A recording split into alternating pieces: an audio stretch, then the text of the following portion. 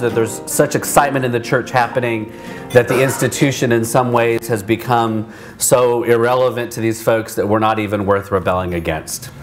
So we have stuff going on in lots of places. No one would ever say that our denomination does not have energy.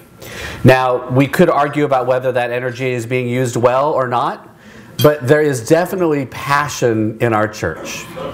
I want to talk about where it's happening in amazing, good places. I just returned from a week at Montreat Conference Center with 1,000 college students. And to have him challenge these young people to get in the way in good ways. An amazing, amazing message. And for 1,000 college students who we're seeing all over the country begin to take hold of what it means to be the church again. The point of that article is it is happening. What are we going to do? What do we embrace? What do we stand against? Our first reaction cannot be, whoa, it's not happening. I think what's happening in our church is we are figuring that out. We are finally coming to this point where, like, okay, something's happening, now what do we do?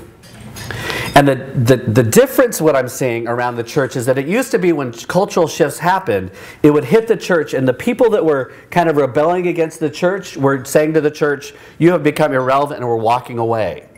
So we could easily say, well, this group over here, they don't like us, but they're leaving, so who cares? We don't have to interact. Well, I have good news or bad news for all of us. The generation that is engaged in ministry now are not going anywhere. If anything, I have been told over and over again, we are staying. And we have to figure out, those of us that are invested in the institution, who have grown up in it, who love it, what are we going to do? What do we do in order to embrace that which is of God and helps us to discern the mind of Christ and who we are as a body of Christ? And what do we, as people of faith, need to stand against?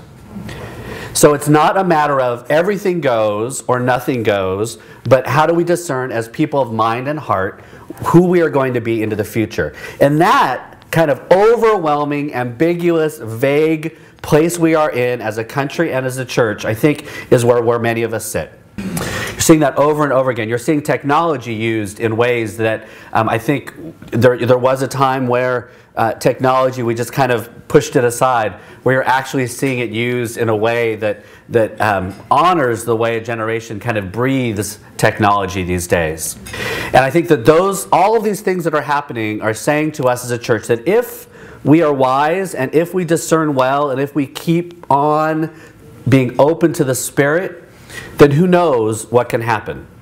I'm one that believes that we have a lot to offer the future of the church. I'm one that believes that the foundation theologically and culturally, who we are as Presbyterians, has a lot to say to a culture today.